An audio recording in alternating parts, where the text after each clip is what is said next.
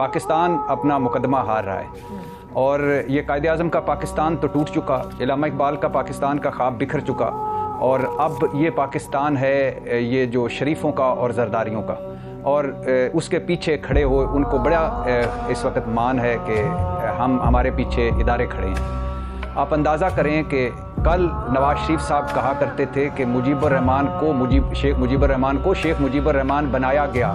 हर कुछ अरसे के बाद किसी न किसी को शेख मुजीबुर रहमान बनाया जाता है और आज उनकी बेटी उनकी काबीना ये करारदाद पास कर लेती हैं कि क्यों ना बगावत का मुकदमा कायम किया जाए, क्योंकि इमरान खान ने शेख मुजीबुर रहमान की बात की, और क्यों ना पाकिस्तान तहरीक इंसाफ को बैन कर दिया जाए। और कल जो नवाज शरीफ साहब लॉन्च हो रहे थे 18वीं मरतबा, आज वो बोलते ही नहीं हैं। और इस सारे चक्कर में एक तरफ इमरान खान चुप नहीं हो रहे, ये सारों को तकलीफ़ है या तंगी है या यही मसला है, और दूसरी तरफ नवाज शरीफ बोलते नहीं ये तंगी है ये मसला है। और वही बात कि कबूतर उड़ाने से तोते उड़ने तक कि जो कुछ भी हुआ है पाकिस्तान हार रहा है।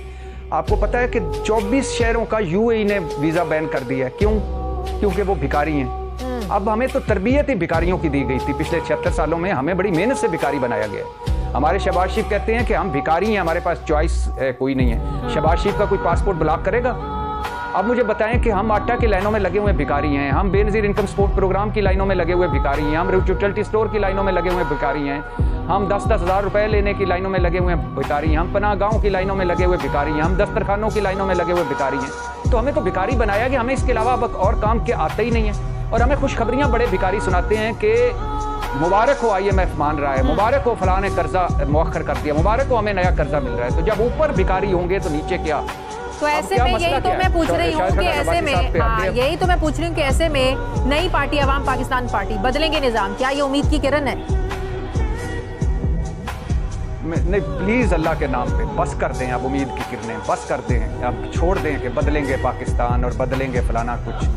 जालिमों, जो पहला पाकिस्तान है उसी को ही बेहतर बना लेते। कितना बदलना है आपको? अब मेरे सामने ये खबरें पड़ी हुई हैं, मैं क्या करूं? सदर जरदारी की गाड़ियों के लिए बजट में 400 गुना इजाफा हो गया है। कितने इंपॉर्टेंट है सदर जरदारी, यानी 9 करोड़ से 44 करोड़ बजट हो गया है सदर जरदारी साहब के लिए। अब सदर की बाग की देखभाल के लिए 85 मुलाजमीन है और बजट 3 करोड़ से 6 करोड़ हो गया। अभी सदर जरदारी लाहौर जा रहे हैं, 20 गाड़ियां मांगी हैं उन्होंने, 14 ऑफिशियल सिक्योरिटी ऑफिशियल उनके साथ जाएंगे, 5 बम प्रूफ गाड़ियां। अब मुझे बताएं कि एक बजट इनका है, एक बजट हमारा है, हम क्या करें?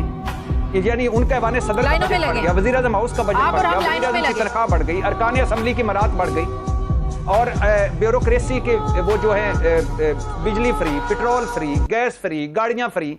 इन जालिमों ने इस तरह मुश्किल वक्त होता है, जब मुश्किल वक्त आता है तो क्या हमने ही कुर्बानी देनी है? हमारी तनख्वाहों पे कट लगने हैं, इनकी तनख्वाहों पे क्यों नहीं कट लगने? ये बेहिस लोग हैं, बेरहम लोग हैं और बेज़मीर लोग हैं जिनके आगे हम घिरे हुए हैं, और इन्होंने सवा सत्यानाश कर दिया। और पाकिस्तान अपना मुकदमा बाहर भी हार रहा है, अंदर भी हार रहा है, और हम गिरेबान फाड़ रहे हैं।